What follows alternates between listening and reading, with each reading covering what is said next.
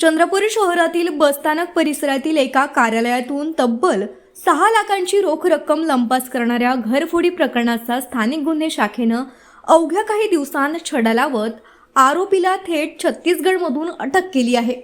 Ramnagar police ठाण्यात दाखल गुन्ह्याच्या तपासादरम्यान तांत्रिक विश्लेषण, गुप्त माहिती आणि बारकाईने केलेल्या तपासाच्या आधारे पोलिसांनी वलेश कुमार हलबा उर्फ बुवारिया राजनांदगाव छत्तीसगड याला ताब्यात घेतलं. या कारवाईमुळे जिल्हा पोलिसांच्या तपास कौशल्याची पुन्हा एकदा प्रचिती आली आहे. पोलीस चौकशीत आरोपीने गुन्ह्याची कबुली देत 27 जुलै 2026 रोजी बस स्थानकाजवळील कार्यालयातून 6 लाखांची चोरी केल्याची माहिती दिली.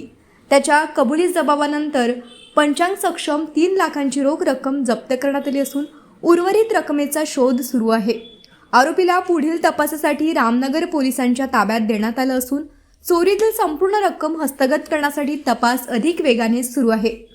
ही यशस्वी कारवाई पोलीस अधीक्षक आयुष नोपाणी व अपर पोलीस अधीक्षक ईश्वर कातकडे यांच्या मार्गदर्शनाखाली स्थानिक गुन्हे शाखेचे पोलीस निरीक्षक अमोल काचोरे यांच्या नेतृत्वाखाली विशेष पथकाने केली. पो-उपनी विनोद भुर्ले, सुनील गौरकर तसंच स्थानिक गुन्हे शाखेच्या इतर अधिकारी व कर्मचाऱ्यांनी अत्यंत नियोजनबद्ध पद्धतीनं ही धडक कारवाई यशस्वी करून पुन्हा एकदा गुन्हेगारांना पोलिसांचा धाक दाखवून दिला.